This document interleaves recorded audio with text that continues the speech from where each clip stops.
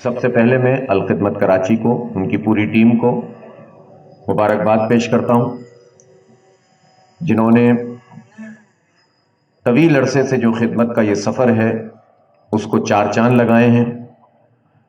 اور خاص طور پر کورونا اور پھر بارشوں میں جس طرح محنت کی ہے، کوشش کی ہے، اور اتنے بڑے نیٹ ورک کو منظم کیا ہے۔ یہ بھی ایک بہت بڑا کام ہوتا ہے کہ چاروں طرف پھیلے ہوئے لوگ کس طرح سے خدمات انجام دیں۔ تو کوئی ایک مرکز ہوتا ہے کہ جو ان کو پھر ارینج کرتا ہے، ان کو مینیج کرتا ہے، ان سے مسلسل رابطہ رکھتا ہے۔ تو اس کام کو الخدمت کی ہماری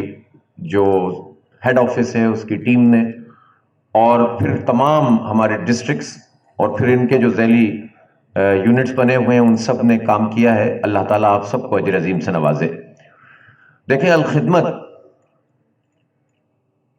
وہ نام ہے کہ جو اپنے اندر بہت ساری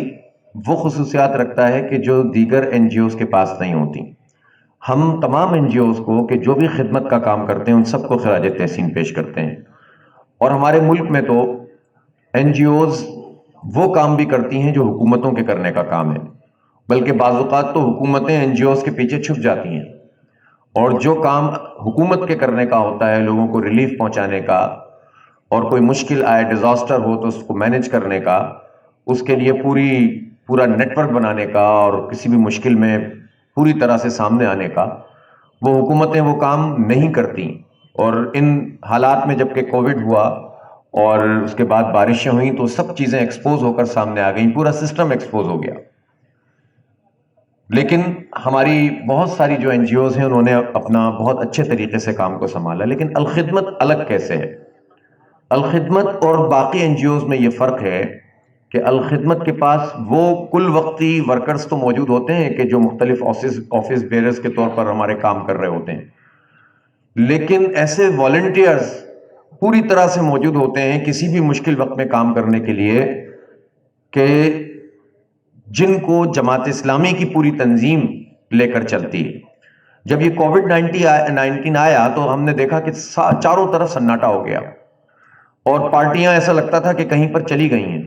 جن کے پاس قومی اسمبلی میں اکثریت، جن کے پاس صوبائی اسمبلیوں میں اکثریت، جن کے پاس جو ہے وہ شہر کے اندر بلدیہ جن کے پاس ہو، جو 30 سال سے جو ہے وہ حکومتوں میں شامل رہی ہوں، بڑی بڑی پارٹیاں ہیں، ان کے ووٹس کو دیکھیں تو وہ کروڑوں میں بنتے ہوں، لیکن جب قوم مشکل میں آئی، پریشانی میں آئی، تو سناٹا چھا گیا۔ کسی پارٹی کا کوئی ورکر سامنے آنے کے لیے تیار نہیں ہوا، اور جو پارٹی کے اوپر کے لوگ تھے، چونکہ ان کے اوپر کے لوگوں اور کام کرنے والے لوگوں میں فرق ہی اتنا ہوتا ہے، تو اوپر کے لوگ تو کورونا میں محتاط ہو گئے اور نیچے کے لوگوں کا حال برا ہو گیا۔ کام کون کرتا؟ بلکہ ہدایات بھی یہ تھی کہ بس گھر میں چلے جاؤ۔ لیکن ایسے موقع پر جماعت اسلامی نے اس بات کا فیصلہ کیا کہ نہیں، ہم گھروں پہ نہیں رہ سکتے۔ ہمیں پتہ ہے کہ اس کے نتیجے میں بیماری لگ سکتی ہے، جان جا سکتی ہے، لیکن اس وقت قوم مشکل میں ہے۔ امیر جماعت اسلامی پاکستان سراج الحق صاحب نے خصوصی میٹنگ کی، اور پھر یہ فیصلہ ہوا کہ جماعت اسلامی کا ہر کارکن، ہر ورکر الخدمت کا والنٹیئر بن جائے گا،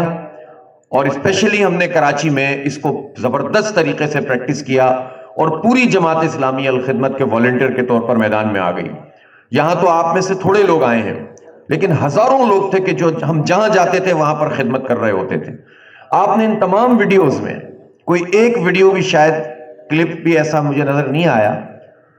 اگر آیا ہو تو نکال دیجئے گا، کہ جس میں کسی کو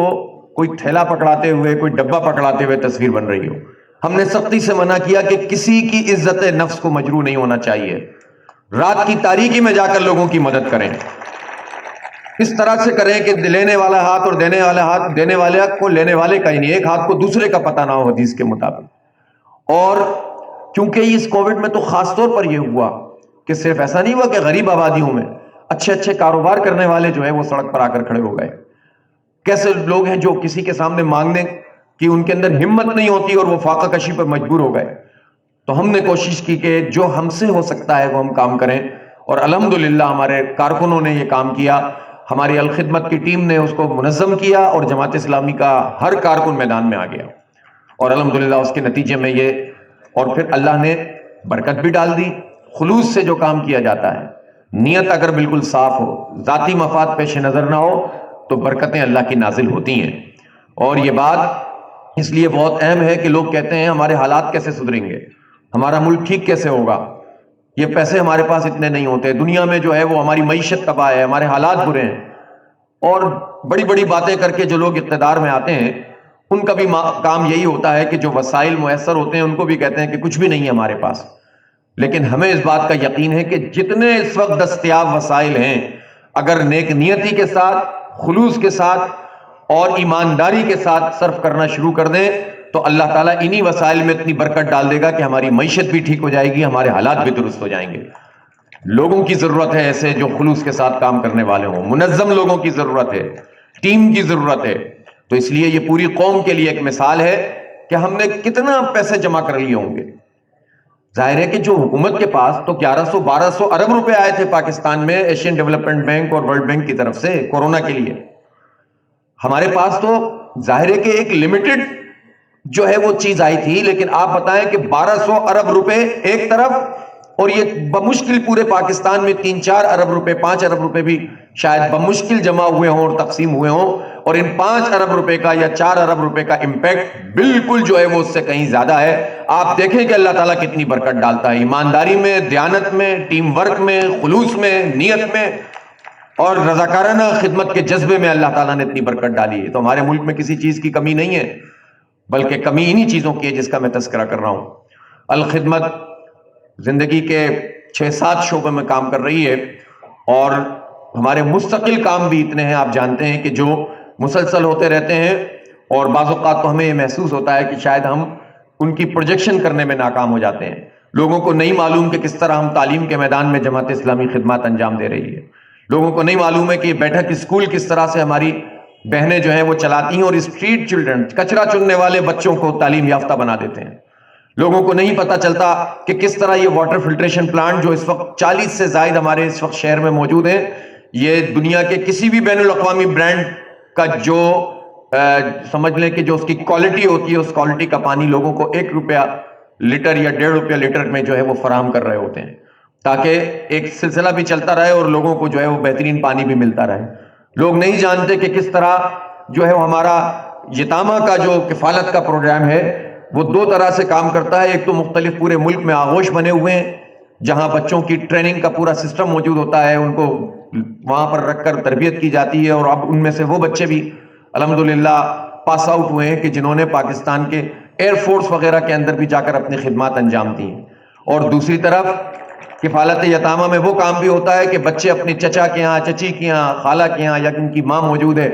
باپ کا انتقال ہو گیا ہے تو ماں کے پاس موجود ہے، اور اس کو ماہانہ جو ہے وہ پیسے ملتے ہیں، اور وہ ڈائریکٹ ڈیبٹ کے ذریعے سے اس کی فیس بھی ادا ہوتی ہے، اور اس کی پوری تعلیمی صلاحیت کا پوری طرح سے جو ہے وہ مانیٹرنگ کا سسٹم موجود ہوتا ہے، اور ان بچوں کی تربیت کے لیے پروگرامز بھی کیے جاتے ہیں۔ تو لوگ نہیں جانتے کہ کتنی زندگی کے شعبوں میں کس منظم طریقے سے الخدمت کام کر رہی ہے۔ تو ہم یہ سمجھتے ہیں کہ خدمت کا یہ سفر جاری رہے گا۔ میں یہاں یہ ضرور کہنا چاہتا ہوں کہ الخدمت نے اپنے رضاکاروں کی حوصلہ افزائی کے لیے تقریب منعقد کی ہے، لیکن سچی بات یہ ہے کہ کوئی تقریب آپ کی اس خدمت کا بدلہ نہیں ہو سکتی۔ آپ کی جزا اللہ کے پاس ہے، اللہ رب العالمین آپ کو جزا دے گا۔ اور بعض اوقات یہ ہوتا ہے کہ جب اس طرح کی تقریبات ہوتی ہیں تو دل میں خیال آتا ہے کہ میرا نام بھی ہو اور میری تصویر بھی ہو اور مجھے بھی ایوارڈ دیا جائے۔ یہ ایوارڈ صرف اس لیے ہے کہ حوصلہ افزائی ہو اور دوسرے لوگوں کو اس کا سبق ملے، اس لیے کہ دیکھیں اس میں بھی ایک پہلو ہے۔ نبی کریم صلی اللہ علیہ وسلم کا ایک طریقہ تھا کہ جب وہ اپیل کرتے تھے فنڈز کی، ڈونیشنز کی، تو اس میں 2 پہلو ملتے تھے۔ کبھی ایسا ہوتا تھا یہ تلقین فرماتے کہ اس طرح سے دو کہ پتہ نہ چلے، اور اس میں بھی ظاہر ہے کہ اس کی بھی پریکٹس کی جاتی ہے، پوری ہماری ہسٹری کے اندر یہ بات موجود ہے۔ آج بھی ایسے لوگ ہیں آ کر جو ہے وہ پیسے دے جاتے ہیں اور کہتے ہیں ہمارا نام کسی بھی صورت میں نہیں آنا چاہیے، اور بڑی مشکل ہوتی ہے آج کل ظاہر اکاؤنٹس وغیرہ کے سلسلے میں کہ ہم کس طرح سے اس کو انکارپوریٹ کریں، کس طرح سے جو ہے وہ کام کریں، بڑی مشکل پیش آتی ہے، لیکن لوگ کہتے ہیں نہیں ہمارا نام نہیں آنا چاہیے۔ تو ایسے اللہ والے لوگ بھی موجود ہیں، اور حضور پاک صلی اللہ علیہ وسلم کی سیرت سے اور قرآن پاک سے ہمیں یہ بات بھی پتہ چلتی ہے کہ کبھی کبھی اذن عام ہوتا ہے، اعلان عام ہوتا ہے کہ آؤ اور کھلے عام جو ہے اللہ کے راستے میں خرچ کرو، اور اس کے یہ بھی اس لیے ہوتا ہے تاکہ اس کے نتیجے میں مسابقت پیدا ہو، اور اس کے نتیجے میں جو ہے وہ ایک دوسرے کو حوصلہ ملے، اور اس کے نتیجے میں جو ہمارا اس وقت کا مقصود اور منشا ہے اس میں بڑھ چڑھ کر لوگ دیں۔ اور ساتھ ساتھ یہ تلقین کی جاتی ہے، مثلا بہت مشہور واقعہ ہے غزوہ تبوک کے موقع پر جب روم کی سلطنت سے مقابلہ تھا، تو اس مقابلے میں جو ہے وہ اللہ کے رسول صلی اللہ علیہ وسلم نے اپیل کی لوگوں سے۔ مدینے کی چھوٹی سی ریاست تھی، بہت بڑی طاقت سے مقابلہ تھا، تقریباً 1,00,000 لوگوں کا لشکر لے کر وہ آ رہے تھے اور ان کا مقابلہ کرنا تھا۔ گرمی کے حالات تھے، فصل پکی تیار تھی، اور ایسے موقعوں کے اوپر جو ہے وہ جاں باز لوگ تھے، جہاد کے لیے تیار ہو گئے، اور ان میں سے کچھ منافقین بھی تھے کہ جن کو کھلتا تھا ہمیشہ سے، تو انہوں نے باتیں کرنا شروع کر دی، انہوں نے ہمتیں پست کرنا شروع کر دیں، کیسے لڑو گے، کیسے ہوگا، یہ ہو جائے گا، جس طرح آج بھی ہوتا ہے نا، معیشت تباہ ہو جائے گی، بھارت سے کہاں لڑ سکتے ہیں، مرتے رہیں کشمیری، شہید ہوتے رہیں، وہ قبضہ کر لیں، وہ ہماری ماں بہنوں کی عزتیں تاراج کر دیں، لیکن ہمارے بڑے بڑے فن خان جو ہیں وہ جہاد فی سبیل اللہ کی طرف نہیں آتے، بلکہ کوشش کرتے ہیں کسی طرح جان چھوٹ جائے۔ تو اس وقت بھی جو ہے وہ اس طرح کے لوگ تو ہر سوسائٹی میں ہوتے ہیں۔ رسول اکرم صلی اللہ علیہ وسلم نے اعلان عام کیا، اس اعلان عام میں پھر لوگوں نے ظاہراً اللہ کے راستے میں دینا شروع کیا۔ کوئی چیزیں لا رہا ہے، کوئی جو ہے وہ اپنے گھر کی، اب آپ نے اس میں مثال دیکھی ہوگی، حضرت عثمان غنی رضی اللہ تعالیٰ کو اللہ نے بہت نوازا تھا، وہ بہت بڑی تعداد میں انہوں نے جو ہے وہ اپنے مال و اسباب اس جنگ کے لیے دیا۔ حضرت عبد الرحمن بن عوف، ان کے تو بڑے زبردست کارواں چلتے تھے، تجارت ہوتی تھی، وہ ساری کی ساری لے کر خدمت میں پیش کر دی، ترغیب ہوئی، لوگ اپنی اپنی چیزیں دینے لگ گئے۔ اور اس موقع کے اوپر پھر کیسے کیسے واقعات ہوئے کہ حضرت عمر فاروق رضی اللہ تعالیٰ عنہ اپنے گھر کا آدھا سامان لے کر آ گئے، اور حضرت ابوبکر صدیق رضی اللہ تعالیٰ عنہ تو وہ تو ہمیشہ سے سبقت لے جانے والے تھے، وہ تو اپنے گھر کا سارا سامان سمیٹ کر لے آئے، اور اللہ کے رسول نے پوچھا کہ ابوبکر گھر کے لیے بھی کچھ چھوڑا ہے؟ تو کہا اللہ اور اس کے رسول کا نام ہی کافی ہے۔ اور پھر ہم نے اس موقع کے اوپر یہ بھی پڑھا روایات کے اندر کہ ایک صحابی تھے کہ جن کے پاس دینے کے لیے کچھ بھی نہیں تھا، تو انہوں نے کہا میں کہاں سے لا کے دوں گا، غربت کا ماحول تھا، تو انہوں نے جا کر ایک یہودی کی زمین کے اوپر کنویں سے پانی نکال کر اس کی زمین کو، اس کے باغ کو جو ہے سیراب کرنا شروع کیا، اور اس کے عوض میں اس کو کھجوریں دی گئیں۔ ان کھجوروں کو اس نے کچھ کھانے کے لیے اپنے بچوں کے لیے، اور پھر بقیہ جو کھجوریں تھیں رسول پاک صلی اللہ علیہ وسلم کی خدمت میں لے کر وہ حاضر ہو گئے۔ سب لوگ بیٹھے ہوئے تھے، اور وہ کھجوریں جب آئیں تو منافقین کانا پھوسی کرنے لگے، اب ان کھجوروں سے جو ہے وہ روم کی سپر پاور کا مقابلہ کیا جائے گا، اب اس سے جہاد ہوگا۔ رسول پاک صلی اللہ علیہ وسلم نے اس کو بھانپ لیا، اور پھر ان کھجوروں کو لے کے ایسے سامان کے اوپر بکھیر دیا، اور پھر فرمایا کہ اللہ تعالیٰ تمہارے مالوں کی مقدار کو نہیں دیکھتا، اللہ تعالیٰ تمہارے خلوص کو اور تمہاری نیت کو دیکھتا ہے، اور یہ کھجوریں اس پورے سامان کے اوپر بھاری ہیں کہ جو اس جذبے سے دی گئی ہیں۔ تو اس لیے میرے بھائی اور دوستو، یہ جذبہ ہمیں آخرت میں انشاءاللہ رسول پاک صلی اللہ علیہ وآلہ وسلم کی شفاعت کا جو ہے وہ ہمیں حقدار بنائے گا۔ یہ جذبہ انشاءاللہ ہماری جنتوں کے سفر میں ہمارے لیے معاون اور مددگار بنے گا۔ دنیا کی کوئی چیز آپ کو جو ہے وہ کوئی بدل نہیں ہے دنیا کے اندر، اللہ کے لیے کام کریں گے تو انشاءاللہ دنیا میں بھی اللہ تعالیٰ عزت سے نوازے گا۔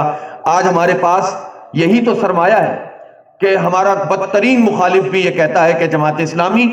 اور الخدمت، آنکھیں بند کر کے آپ ان کے پاس جائیے، ان سے آپ اختلاف کر سکتے ہیں، لیکن ہمیں یہ بات معلوم ہے کہ یہاں ایمانداری کے ساتھ تمام معاملات کو انجام دیا جاتا ہے۔ ہم جانتے ہیں اس بات کو، ہم فرشتے نہیں ہیں، انسان ہونے کے ناطے غلطیوں کا احتمال ہر جگہ ہو سکتا ہے، انڈیویجول کیسز میں کوئی نہ کوئی گڑبڑ بھی ہونے کا چانس موجود ہوتا ہے، لیکن اس میں اگر کوئی خیر اگر غالب ہوتی ہے اور نظام ایسا ہوتا ہے کہ وہ اس کے اوپر ایکشن لینے کی صلاحیت رکھتا ہو، اس کے نتیجے میں اللہ تعالیٰ پھر باقی خرابیوں اور غلطیوں کو بھی ڈھانپ لیتا ہے۔ اللہ تعالیٰ ہمارا اس بھرم کو قائم رکھے، اللہ تعالیٰ ہمارے کارکنوں کے جذبوں کو قائم رکھے، اللہ تعالیٰ الخدمت کو خدمت کے سفر میں کامیاب اور کامران کرتا چلا جائے۔ اور آخری بات میں یہ کرنا چاہتا ہوں کہ ایک چھوٹی سی این جی او، ایک ایسی آرگنائزیشن کہ جو لوگوں کی چندوں کے ذریعے سے چلتی ہے اور لوگ اس میں اپنا تعاون کرتے ہوئے اعتماد کرتے ہیں، تو اس کے نتیجے میں اتنا بڑا کام ہوتا ہے، لیکن لوگوں کو یہ پیغام دینے کی بھی ضرورت ہے کہ جو اپنے خزانے کی جو کنجیاں ہیں، جو حکومت جس میں اربوں خربوں روپے کا بجٹ ہوتا ہے، وہ آپ نااہلوں کے حوالے کر دیتے ہیں، وہ آپ غاصبوں کو دے دیتے ہیں، وہ آپ بدعنوانوں کے حوالے کر دیتے ہیں، وہ آپ بیرونی آقاؤں کی غلامی میں اپنی قوم کو جو ہے وہ برباد کرنے والوں کے ہاتھوں میں دے دیتے ہیں، تو اللہ کی یہاں بھی پکڑ ہوگی اور دنیا کے اندر بھی ہمیں کچھ نہیں ملے گا۔ جہاں آپ چھوٹی سی چیز میں یہ محسوس کرتے ہیں کہ یہ ایمانداری سے صحیح جگہ پہ لگنی چاہیے، پورے ملک کی چابی آپ غاصبوں اور مجرموں کے ہاتھ میں حوالے کر دیں تو کیا اللہ آپ کو پکڑے گا نہیں؟ تو تبلیغ اور دعوت کا یہ کام بھی آپ کو ساتھ ساتھ جاری رکھنا ہوگا، خدمت کا کام بھی کریں گے، تبلیغ کا کام بھی کریں گے، اور اقامت دین کی جد و جہد کو بھی جاری رکھیں گے۔ انشاءاللہ یہ سفر جاری رہے گا۔ میں تمام رضاکاروں کو سلام پیش کرتا ہوں، تمام کارکنوں کی حوصلہ افزائی کرتا ہوں، سارے ہمارے ماتھے کا جھومر ہیں۔ آپ کی بدولت ہم سب کا نام بنتا ہے، اور یہ ہمارا نام نہیں ہے، یہ اللہ کا نام ہے، یہ اس کی تائید ہے، اور یہ اس کی طرف سے عطا کردہ ہے۔ بہت شکریہ۔ وآخر دعوانا ان الحمدللہ رب العالمین۔